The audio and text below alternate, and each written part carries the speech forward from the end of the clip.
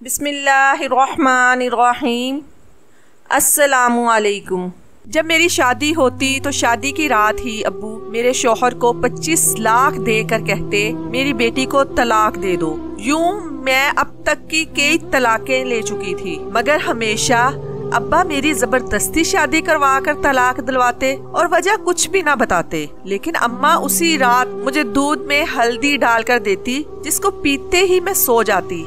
आँख खुलती तो हर कोई मुझे अजीब सी नजरों से देखता। इस बार सोच लिया कि दूध पीने का नाटक करूंगी। यूं जैसे ही झूठ मूठ की सोई तो पाँव तले से जमीन निकल गई। जब मेरा शौहर मेरे रूबरू बैठा था, मुझे बड़े गौर से देख रहा था, जबकि मैं शादी की सेज पर दुल्हन बनी बैठी खुद ही में सिमटती चली जा रही थी। मैं मुंतजिर थी कि अहमद कुछ तो कहेगा, मगर उसे यूं बैठे बैठे जब बड़ी देर हो गई तो मैंने अपनी पलकें उठाकर देखा तो उसको खुद में महू पाया। मैं आखिरकार बोल ही पड़ी थी, क्या बात है अहमद, आप मुझे इस तरह गौर से क्यों देख रहे हैं? अहमद की नजरें अभी भी मेरे चेहरे पर जमी हुई थी। वो कहने लगा, तुम बेहद हसीन हो नीलम। 2 माह कबल हमारी मंगनी हुई थी। तुमसे पहले भी अम्मी मेरे लिए कई लड़कियों के रिश्ते ले जा चुकी थी, मगर मुझे कोई लड़की पसंद ही नहीं आती थी। जब तुम्हारी तस्वीर देखी तो मैं वो लम्हे में पिघल गया था। मुझे तो समझ नहीं आता कि कोई इतना खूबसूरत कैसे हो सकता है। अहमद मेरी तारीफ करने लगे तो मेरी जान में जान आ गई। मैं अब मुस्कुराते चेहरे के साथ उसकी बातें सुनने लगी। वो बोले चले जा रहा था, नीलम, मैंने अम्मी से कहा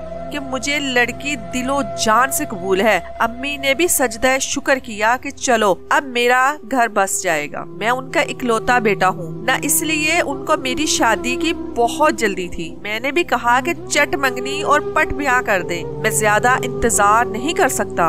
अम्मी ने मेरा कहा मान लिया और अब देखो ना, तुम महज 2 माह के बाद ही मेरी हो चुकी हो। मगर ये 2 माह यूं ही नहीं कट गए थे। मैंने एक एक लम्हा गिन गिन कर गुजारा था। तुमसे फोन कॉल पर बात करता था तो जी चाहता था कि तुम्हें अपने रूबरू ले आऊं। नीलम, आज मेरे दिल के तमाम अरमान पूरे हो चुके हैं, मगर अफसोस तो इस बात का है कि मैं तुम्हें हासिल करने की खुशी भी ढंग से नहीं मना सका और वक्ते जुदाई भी आ गया। अहमद की आखिरी बात सुनकर मैं चौंक गई थी। मैं बोली, अहमद आप ये क्या कह रहे हैं? अल्लाह ना करे कि हम कभी भी जुदा हों। अहमद ने अफसोस से मुझे देखा, फिर वो बोला, जब से कमरे में आया था इसी बात पर गौर कर रहा था कि तुम ज्यादा अहम हो या 25 लाख। दिल ने तुम्हारा नाम लिया, मगर दिमाग कहता है कि 25 लाख कोई छोटी रकम नहीं है। अगर मैं सारी जिंदगी भी कमाता रहूंगा तो भी 25 लाख रुपए जमा नहीं कर पाऊंगा। मैं हैरत से बोली, कौन से 25 लाख और कहां से आए? अहमद बोला, तुम्हारे अब्बू ने रुखसती के वक्त मुझे ऑफर किया था कि तुम जिस तरह मेरी बेटी को रुखसत करके ले जा रहे हो, अगर इसी तरह इसे तलाक देकर मेरे घर वापस छोड़ जाओगे तो तुम्हें पूरे 25 लाख रुपए दूंगा। मुझे अहमद की बात सुनकर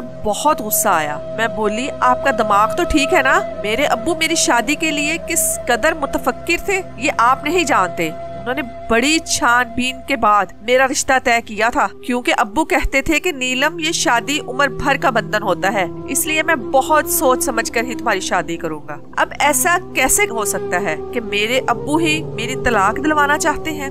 आप यकीनन मेरे साथ मजाक कर रहे हैं, मगर मैं आपको साफ साफ बता दूं, मुझे इस किस्म का मजाक बिल्कुल भी पसंद नहीं। ये बात सच है कि मैं आपको बहुत चाहती हूँ, मगर इस मजाक की वजह से अगर मैं आपसे रूठ गई तो मानूंगी नहीं। अहमद बोला, प्यारी नीलम, तुम मुझे माफ कर देना, मगर मैं बहुत मजबूर हो चुका हूँ, इसलिए मैं अपने मुकम्मल होशो हवास में तुम्हें तलाक देता हूँ। अहमद ने एक ही सांस में मुझे 3 तलाकें दे दी, जबकि मैं लर्जने लगी थी। मैंने तो कभी ख्वाब में भी नहीं सोचा था कि मेरे साथ ऐसा भी हो सकता है। शादी की सेज पर ही मुझे तलाक मिल जाएगी। मेरी आंखों से आंसू बहने लगे तो अहमद बोला, बस बस, अभी रोने का वक्त नहीं है यार। मुझे डर है कि जरा सी देर पर तुम्हारे अब्बू अपना फैसला ना बदल ले। ये ना हो मेरे 25 लाख में से कटौती हो जाए। चलो जल्दी जल्दी उठो, मैं तुम्हें तुम्हारे घर छोड़ कर आऊँ। मुझसे हिला भी नहीं जा रहा था, मगर अहमद ने मेरा हाथ पकड़ लिया और तकरीबन मुझे घसीटते हुए अपने साथ बाहर ले आया और गाड़ी में बिठाकर मेरे घर के दरवाजे तक ले आया था। उसने बेल बजाई तो दरवाजा अब्बू ने ही खोला था। अब्बू की तरफ देखकर अहमद बोला, ये ले अंकल आपकी अमानत, अब मुझे मेरी रकम दे दें। ताकि मैं चला जाऊं। मेरी आंखों के सामने मेरे अब्बू ने अहमर को नोटों से भरा हुआ एक ब्रीफ केस थमा दिया। अहमर वापस चला गया तो अब्बू मेरा हाथ थाम कर मुझे घर ले आए थे। उन्होंने मेरा माथा चूमा और मुझे सोफे पर बिठाकर बोले, अल्लाह का लाख लाख शुक्र है उसने तुम्हारी जिंदगी तबाह होने से बचा ली। मैं अब फूट फूट कर रोने लगी थी। मैं बोली, अब्बू मुझे बताएं ये आपने मेरे साथ क्या किया है? आपने मुझे रिस्वा क्यों कर दिया? मैंने तो सुना था कि बाप अपनी बेटियों के घर बसाने की खातिर बहुत कुछ कर जाते हैं, मगर आपने तो मेरे शौहर को पैसों का लालच देकर मेरी तलाक करवा दी। मैं अब तलाक का ठप्पा माथे पर सजा कर कहाँ फिरूंगी? रोते रोते मेरी हिचकी बंद हो गई थी। इतनी देर में अम्मी मेरे लिए हल्दी मिला दूध ले आई थी। वो कहने लगी, मेरी बेटी ये दूध पी लो। मैं चीख पड़ी थी। मैं बोली, अम्मी मेरा घर उजड़ गया है। मैं शादी की पहली रात ही तलाक लेकर घर वापस आ चुकी हूँ। इस सब के पीछे कोई और नहीं बल्कि मेरा सगा बाप है। ऐसे में आप मुझे दिलासा देने की बजाय, अपने शोहर का गिरेबान पकड़ने की बजाय मेरे लिए हल्दी वाला दूध ले आई हैं। मुझे बताएं, क्या यहाँ पर कोई मजाक हो रहा है? अम्मी ने मेरे दोनों हाथ थाम लिए, जबकि अब्बू बोले, नीलम जब तुम्हारा निकाह अहमर के साथ हो गया था तो उसके एक रिश्तेदार ने मेरे कान में आकर मुझे बताया कि अहमर और उसके घर वाले फ्रॉडिये हैं। अहमर तुमसे पहले भी कई लड़कियों से शादियां कर चुका है। ये सब सुनकर तो मैं हैरत में मुब्तला हो गई, मगर मैंने सोचा कि शायद ये झूठी खबर हो, इसलिए मैंने अपना जराए से पता लगाया तो मुझे मालूम हुआ कि अहमर सच में अच्छा लड़का नहीं है। वो तुम्हारी जिंदगी तबाह बर्बाद कर देता। मेरी इकलौती औलाद हो, खुद ही बताओ मैं तुम्हारी जिंदगी तबाह होते देख सकता था? भला नामुमकिन। मैं गुस्से से बोली, अब्बू पहले आपके जराए कहाँ मरे हुए थे? आपने पहले इस बात की तस्दीक क्यों ना करवाई? मंगनी टूट जाती तो मुझे भी इतना दुख ना होता। अब तो मैं रुखसती के बाद तलाक लेकर आई, अपनी सहेलियों को क्या शक्ल दिखाऊंगी? लोग तो मेरा मजाक उड़ाएंगे ना। अब्बू बोले, लोगों की खातिर मैं तुम्हारी जिंदगी खराब होने देता क्या? नामुमकिन बात है। हमारा शोर सुनकर जो मेहमान हमारे घर आए हुए थे लाउंज में आ गए। वो तो ये नजारा देखकर हैरान रह गए थे। अम्मी ने जल्दी जल्दी से मुझे हल्दी वाला दूध पिला दिया। अब मेरी आंखों के सामने अंधेरा छाने लगा, दिमाग में तारीकी सी उतरने लगी थी, हर तरफ खामोशी ही खामोशी हो गई। देखते ही देखते मैं बहुत गहरी नींद सो चुकी थी। अगले दिन दोपहर के वक्त मेरी आंख खुली। मैं अपने बेड पर लेटी हुई थी। मुझे बहुत अजीब सा महसूस हो रहा था। मेरा दिमाग इर्द गिर्द के माहौल को पहचानने में गलती कर रहा था। मैं यही सोच रही थी कि आखिर मैं यहाँ क्या कर रही हूँ। फिर मेरे दिमाग में रात वाला मंजर घूमने लगा। ओह, मुझे तो तलाक हो गई है। ये बात सोचते ही मेरा दिल डूब सा गया। मैं जल्दी से उठ बैठी और तकरीबन भागती हुई बाहर लॉन्च में आ गई। सब मेहमान वापस जाने की तैयारियों में मशगूल थे, लेकिन जैसे ही उनकी नजर मुझ पर पड़ी तो वो मुझे अजीब सी नजरों से देखने लगे थे। मेहमानों की नजरों में मेरे लिए गुस्सा नहीं था, तंज भी नहीं था, कुछ ऐसा था जिसे मैं समझ नहीं पाई। अम्मी ने मुझे देखा तो मेरा हाथ पकड़कर मुझे अपने साथ कमरे में ले आई। वो कहने लगी, नीलम तुम दिल छोटा मत करना, मैं तुम्हारा घर जरूर बसाऊंगी और एक ऐसे शख्स को तुम्हारा हम सफर बनाऊंगी जो तुम्हें सर आंखों पर बिठा कर रखेगा, तुम्हें दुनिया जहां की खुशियां दिलाएगा। तुम अपना दिल गमजदा मत करो। जब तक मेहमान चले जाते नहीं है, मैं अम्मी के कमरे में ही छुपकर बैठी रही। मुझ में इतनी हिम्मत नहीं थी कि किसी का सामना कर सकूं। खैर, जब शोर थम गया तो मैं अपने कमरे में वापस आ गई। मैंने अपना मोबाइल उठाया और अहमर के साथ अपनी पुरानी चैट पढ़ने लगी। उसने हर मैसेज में मेरे साथ इजहार मोहब्बत किया था। उसने हमेशा साथ निभाने की कस्में खाई थी। उसके हर मैसेज में यही लिखा था कि वो मुझे कभी नहीं छोड़ेगा। क्या ऐसी बातें करने वाला शख्स धोखेबाज हो सकता है? मेरे दिल से यही सदा आई थी कि नहीं नहीं, ऐसा नहीं हो सकता। तब मुझे अब्बू से बेइंतहा नफरत महसूस हुई। उनकी वजह से मेरा घर टूट गया था। मैं लोगों से डरने लगी थी, इसलिए घर से बाहर नहीं निकलती थी। जबकि अब्बू ये सब देखते तो नहायत अफसुर्दा हो जाते। वो मुझे कहते, नीलम तुम बाहर निकलो, घूमो फिरो, खुद को यूं घर में कैद मत रखो। मैं उनकी बातें एक कान से सुनकर दूसरे कान से निकाल देती, मगर अब्बू मुझे जबरदस्ती अपने साथ बाहर ले जाने लगे थे। वो मुझे बहुत ज्यादा वक्त देते थे। वो मुझे हर वक्त समझाते रहते थे। एक दिन मुझसे कहने लगे, तुम्हें चॉकलेट पसंद है? मैंने इस बात में सर हिला दिया तो कहने लगे, तुम चॉकलेट हासिल करने के लिए किस हद तक जा सकती हो? मैं बोली, अब्बू मैं तो पहाड़ से भी कूद सकती हूँ। तब अब्बू बोले, और अगर तुम्हारे सामने मैं एक तरफ बिरयानी रख दूं और एक तरफ चॉकलेट तो तुम किसको चुनोगी? मैं हंस दी और बोली, एक भी लम्हा जाया किए बिना मैं बिरयानी को चुन लूंगी, क्योंकि बिरयानी के सामने चॉकलेट की मोहब्बत दिल से कम हो जाती है। तब अब्बू बोले, नीलम तुम अहमर के लिए चॉकलेट की हैसियत रखती थी, जबकि पैसा उसके लिए बिरयानी था। उसने तुम्हें पैसे की खातिर छोड़ दिया, तो क्या अब तुम सारी जिंदगी उसका रोग लगाकर बैठी रहोगी? मैं अब्बू की बातें सुनकर फूट फूट कर रोने लगी। वो सच ही तो कह रहे थे। अहमर ने अगर मुझे छोड़ा था तो उसमें ना ही अब्बू का कसूर था और ना ही पैसों का, बल्कि असल कसूर तो अहमर की खुद की नीयत का था। उस दिन मैं इतना रोई थी कि दिल से अहमर का ख्याल हमेशा हमेशा के लिए निकल गया था। अब्बू अब मुझे नई इब्तिदा के लिए तैयार कर रहे थे। उन्होंने मुझे एक लड़के की तस्वीर दिखाई तो मैंने रजामंदी जाहिर कर दी। अब्बू ने लड़के वालों को घर बुला लिया और मेरी और राहील की मुलाकात करवा दी। राहील एक अच्छा लड़का था। वो कहने लगा, मुझे इल्म है कि आपकी पहली शादी नाकाम हो चुकी थी। मैं जानता हूँ कि लड़कियों के लिए शादी का टूट जाना बहुत बड़ा सदमा होता है। मैं आपको इस गम और सदमे से निकालने की पूरी कोशिश करूँगा और आपको बेइंतहा मोहब्बत दूंगा। मैं राहील की बातें सुनकर बहुत पुरउम्मीद हो गई। मैंने अब्बू से कह दिया कि मैं राहील के साथ शादी करने पर रजामंद हूँ, पर इस दफा मैं मंगनी नहीं करना चाहती थी। मैंने निकाह का ऑप्शन चूज किया, इसलिए महज 2 हफ्ते बाद ही वो दिन भी आ गया जब मेरी और राहील की शादी हो चुकी थी। मैं खुश थी, मगर इस बार शादी की रात को लेकर मेरे दिल में बहुत से वसवसे सर उठा रहे थे। कहते हैं ना कि दूध का जला हुआ छाछ भी फूक फूक कर पीता है। मैं राहील के कमरे में बैठी थी। वो बहुत खुश था। मेरे पास आया, मेरा घूंघट उठाया और मेरे हाथ में सोने की अंगूठी पहना कर बोला, नीलम मैं तुम्हें उम्र भर खुश रखने की कोशिश करूंगा। मैं मुस्कुरा कर बोली, क्या मुझे आपके वादों पर यकीन कर लेना चाहिए? राहील ने असबात में सर हिला दिया और बोला कि जान की बाजी लगा दूंगा, मगर अपने कॉलो फेल में पूरा उतरने की कोशिश करूंगा। तभी राहील के मोबाइल की घंटी बजी। उसने फोन निकाल कर कान से लगाया तो उसके चेहरे की मुस्कुराहट मादूम होती हुई खत्म हो गई थी। वो कहने लगा, आप ये क्या कह रहे हैं? मैं आपकी बात समझ नहीं पा रहा। फोन करने वाला शख्स तावीलें देने लगा तो राहील बोला, मैं आपकी बात पर कैसे यकीन कर लूं? फोन की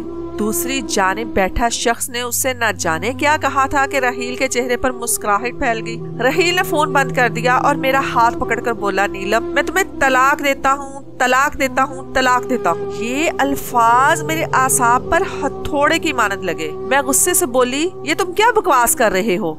राहील कहने लगा, नीलम मैंने 2 साल कबल ही प्राइवेट कंपनी में जॉब स्टार्ट की थी। मुझे बहुत बुरे हालात से गुजारा इस कंपनी वालों ने। तनख्वाह भी वाजिबी सी थी, जबकि मेरे हुनर के बाइस कंपनी ने बहुत कामयाबियां हासिल कर ली थी। जिस दिन मैं तुमसे मिलने घर आया था तब तुम्हारे अब्बू कहने लगे, मुझे बताओ राहील, तुम्हारी जिंदगी की सबसे बड़ी ख्वाहिश क्या है? तो मैं बोला था कि अगर मुझे 20 लाख रुपए मिल जाए तो मैं अपना बिजनेस शुरू करना चाहूंगा। अभी तुम्हारे अब्बू का फोन आया था। वो मुझे 25 लाख रुपए देने पर रजामंद थे। बदले में मैं उन्हें मुझसे तुम्हारे लिए तलाक चाहिए थी। मैं तुम्हें तलाक हरगिज ना देता, मगर एक तरफ तुम थी और दूसरी तरफ मेरा एक बहुत बड़ा सपना। चलो आओ, मैं तुम्हें तुम्हारे घर छोड़ आता हूँ, क्योंकि अब हम दोनों एक दूसरे के लिए नामहरम हो चुके हैं। नहीं जाना मुझे तुम्हारे साथ, मैं खुद चली जाऊंगी। राहील मुस्कुराकर बोला, यार मेरी मजबूरी है कि तुम्हारे अब्बू ने मुझसे कहा है अगर तुम मेरी बेटी को छोड़ने आए तभी तुम्हें पैसे दूंगा, इसलिए अगर मुझे तुम्हारे साथ जबरदस्ती भी करना पड़ी तो मैं इससे गुरेज नहीं करूंगा। मैंने सर हिला दिया। मैं कुछ कहे बिना ही राहील के साथ चल पड़ी। जो मर्द पैसों की खातिर तलाक दे सकता है फिर वो कुछ भी कर सकता है। घर के दरवाजे पर राहील ने ही बैल दी थी, जबकि अब्बू मुझे देखकर बोले, आ गई मेरी बेटी। वो ऐसे सरसरी से अंदाज में मुझसे पूछ रहे थे जैसे मैं किसी ट्रिप से वापस आई। मैं कुछ नहीं बोली थी। अब्बू बाहर निकलकर राहील से बातचीत करने लगे, जबकि अम्मी मेरे लिए हल्दी वाला दूध ले आई। मैं चीखने लगी। मैं बोली, अम्मी अब्बू ने दूसरी बार भी मेरा घर उजाड़ दिया है। तभी मुझे पीछे से अब्बू की आवाज सुनाई दी। वो कहने लगे, मैंने तुम्हें बचाने के लिए ये सब किया है। राहील एक अच्छा लड़का नहीं है, वो तुम्हें खुश नहीं रख पाता। मैं गुस्से से बोली, अब्बू मुझे हैरत होती है कि आपने करोड़ों का बिजनेस तनहा कैसे संभाला हुआ है, जबकि आप में तो कुव्वत फैसला ही नहीं है। आपको तो इतना भी इल्म नहीं है मुकाबिल शख्स अच्छा है या धोखेबाज। आपको लोगों की परख ही नहीं है। आप एक फेल इंसान हैं। मेरी धार से अम्मी दहल रही थी। अम्मी कहने लगी, बेटा ये दूध पी लो, तुम्हें सुकून मिल जाएगा। मैंने नफी में सर हिला दिया, मगर अम्मी ने जबरदस्ती ही मुझे दूध दे दिया। दूध पीते ही मुझे सुकून मिल गया, मुझे नींद आ गई। अगले दिन मैं बहुत देर से उठी, दिन चढ़ आया था। मैं सोकर उठी तो मेरे घर के मुलाजमीन मुझे बड़ी हैरत से देख रहे थे। मुझे समझ नहीं आता कि ये सब हो क्या रहा है। अब मैंने खुद को अपने कमरे तक महदूद कर लिया था। मैं किसी से मिलती जुलती ही नहीं थी।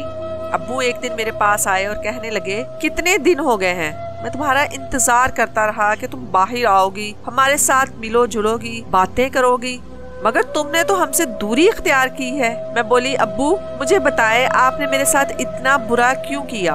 आपने मेरी तलाक क्यों करवाई? अब्बू कहने लगे, बेटा कभी कभार अपनी औलाद की बेहतरी के लिए इंसान को कड़वा घूंट भरना पड़ जाता है, वरना दुनिया में ऐसा कौन सा बाप होगा जो ये चाहेगा कि उसकी औलाद को मुश्किल हालात का सामना करना पड़े। मेरा बस चले तो तुम्हारे पाँव भी अपनी हथेली पर रखूं, मगर ये दुनिया है बेटा, यहाँ औलाद और माल इंसान की आजमाइश के लिए ही उतारे गए हैं। मैंने जो कुछ भी किया बड़ी तकलीफ में किया है। मैं हरगिज ऐसा नहीं करना चाहता था। मैंने सर हिला दिया और बोली, अब्बू ये आखिरी बार था। मैं अब आपको मजीद अपने एहसासात और जज्बात के साथ खेलने की इजाजत नहीं दूंगी। अब्बू बोले, हाँ हाँ बिल्कुल वैसा ही होगा जैसा तुम कहोगी। उस दिन के बाद मैं अम्मी अब्बू के साथ बैठने लगी थी, मगर मेरे दिल में बहुत से सवाल थे। अब्बू मुझे तलाक क्यों दिलवाते थे? क्या मेरे दोनों शौहर ही बुरे थे? अगर बुरे थे तो अब्बू को पहले इल्म क्यों नहीं होता था? शादी की रात क्या उन पर वही उतरती थी कि तुम्हारी बेटी का शौहर अच्छा नहीं है, इसे तलाक दिलवा दो? चलो ये भी मान लिया कि अब्बू को पता चल जाता था, फिर वो 25 लाख की खती रख देकर ही मुझे तलाक क्यों दिलवाते थे? मैं अभी इन्हीं सवालात के जवाब ढूंढ नहीं पाई थी कि अब्बू ने मुझसे कह दिया कि वो मेरी तीसरी शादी करना चाहते हैं। मैं तो अब्बू की बात सुनकर आपे से बाहर हो गई। मैं बोली, नहीं नहीं अब्बू, अब बस हो गई है, मैं आपको अपनी जिंदगी के साथ खिलवाड़ करने की इजाजत नहीं दूंगी। अब्बू बोले, बेटा अब की बार मैंने तुम्हारे लिए बहुत अच्छा बर ढूंढा है। मैं बोली, अब्बू अगर मेरे लिए लड़का आसमान से भी उतर कर आ जाए तो भी मैं तीसरी शादी नहीं करूंगी। अब्बू ने मेरे सामने हाथ जोड़ दिए और फूट फूट कर रोने लगे। वो बोले, मैं जब जब तुम्हें उदास और गमज़दा देखता हूँ मेरा दिल 100 किरचियों में बट जाता है। मेरी बेटी मुझे माफ कर दो। मैं अगर तुम्हें यूं ही उदास देखता रहा तो अपनी जान अपने हाथों से ले लूंगा। मैं तो अब्बू की बात सुनकर ही घबरा गई थी। वो इस हद तक भी जा सकते हैं? मैं बोली, अब्बू आप मुझे मजबूर मत करें। अब्बू के आंसू थमते ही नहीं थे, इसलिए मैंने उनकी बात मान ली। मैं तीसरी शादी के लिए भी तैयार हो चुकी थी, मगर मैं इस बार ना तो ज़हनी तौर पर आमादा थी और ना ही जज्बाती तौर पर। बस एक मजबूरी थी जो मुझे निभाना पड़ रही थी। मेरी तीसरी शादी की रात भी मेरी दूसरी दोनों शादियों की तरह ही गुजरी। मेरे तीसरे शौहर ने भी मेरे बाप के कहने पे आकर मुझे तलाक दे दी। मैं गम गुस्सा से पागल हो गई थी। मुझे समझ नहीं आया था कि क्या करूं और क्या ना करूं।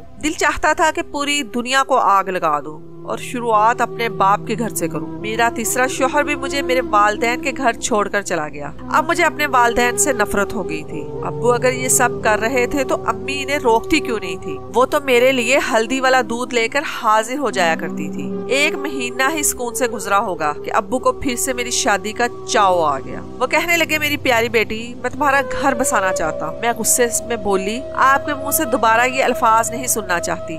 तो अब्बू कहने लगे, ठीक है, अगर मेरी बेटी का घर नहीं बस सकता तो मेरा घर भी क्यों बसे? मैं तुम्हारी माँ को तलाक देकर खुद को अजियत दूंगा। मैं अब्बू की जानिब बड़ी हैरत से देखती रही। क्या ये इनकी मोहब्बत थी मेरे लिए या फिर वो मुझे ब्लैकमेल कर रहे थे? मगर क्यों? ये क्यों अब मेरे हवास पर सवार हो गया था? उसका जवाब मुझे चाहिए ही चाहिए था। इसलिए बोली, जी अब्बू ठीक है, मैं शादी करने को तैयार हूँ। अब्बू ने मेरे लिए बर तो पहले ही ढूंढ रखा था, बस मेरी तरफ से इजाजत मिलने की ही देर थी। मेरी शादी कर दी गई। मैंने लड़की की सिर्फ तस्वीर देखी थी। अब्बू कह रहे थे कि शादी से पहले एक बार मिल लो, मगर मैंने इनकार कर दिया क्योंकि मैं जानती थी कि इस निकाह का अंजाम भी तलाक पर ही होना था। खैर मुकर्ररा दिन में मेरी शादी हो गई। मैं अपने चौथे शौहर की सेज पर बैठी थी। रिजवान मेरे पास आया तो कहने लगा, नीलम मैं नहीं पूछूंगा कि तुम्हारी 3 तलाकें क्यों हुई हैं। मैंने तुम्हें दिलो जान से कबूल कर लिया है।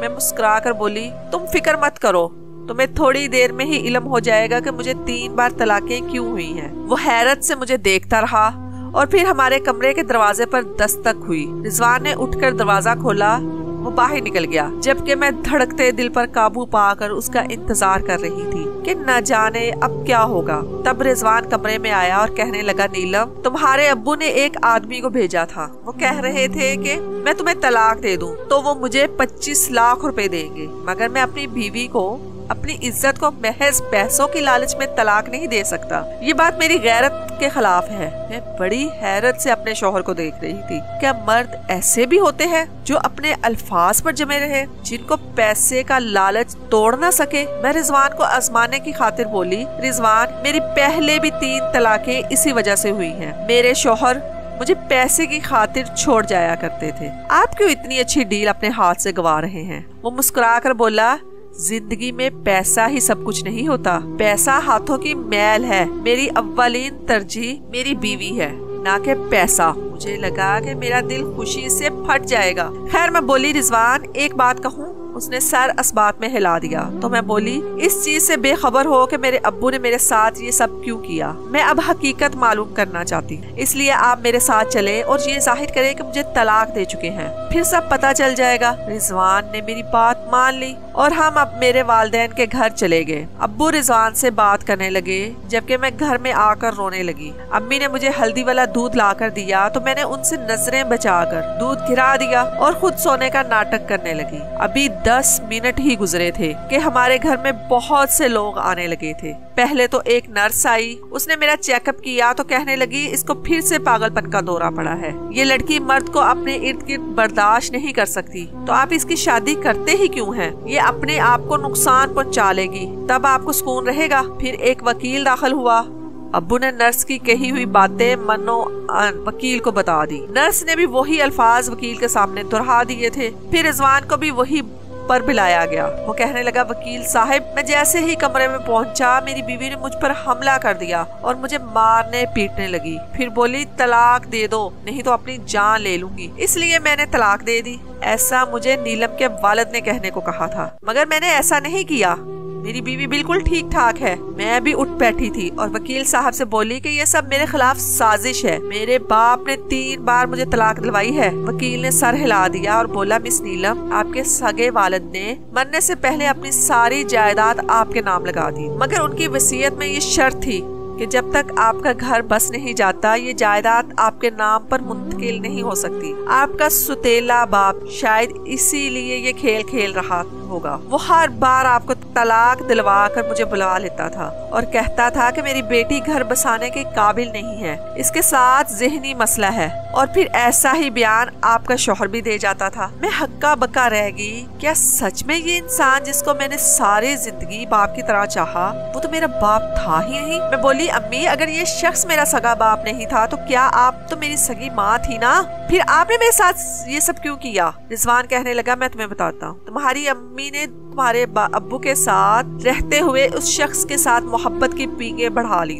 और फिर इसके साथ घर से भाग कर खुला ले ली। तुम्हारे सगे अब्बू इसी सदमे से चल बसे थे, इसीलिए उन्होंने ऐसी वसीयत की थी। तुम्हारी अम्मी की आंखों से शायद अभी तक उस शख्स की मोहब्बत की पट्टी नहीं उतरी, जो ये सब तुम्हारे साथ करने से बाज नहीं आई। मैं फूट फूट कर रोने लगी। आज मैं भरी दुनिया में तन्हा रह गई थी। रिजवान ने ही मुझे सहारा दिया। मैंने अपने वालिदैन के खिलाफ धोखाधड़ी का मुकदमा दर्ज करवा दिया। उनको पुलिस पकड़ कर ले गई थी। जिन लोगों ने मुझ पर रहम नहीं किया, भला मैं उन पर तरस कैसे खा सकती थी? जब तक उन लोगों को सजा न मिल जाती, उन लोगों की खसलत बदलने वाली नहीं थी। सारी जायदाद मेरी हो चुकी थी। मैं और रिजवान ही हर चीज का ख्याल रख रहे हैं। सच है कि पैसा बहुत बुरी आजमाइश है। ये अपने सगे लोगों का खून सफेद कर देता है।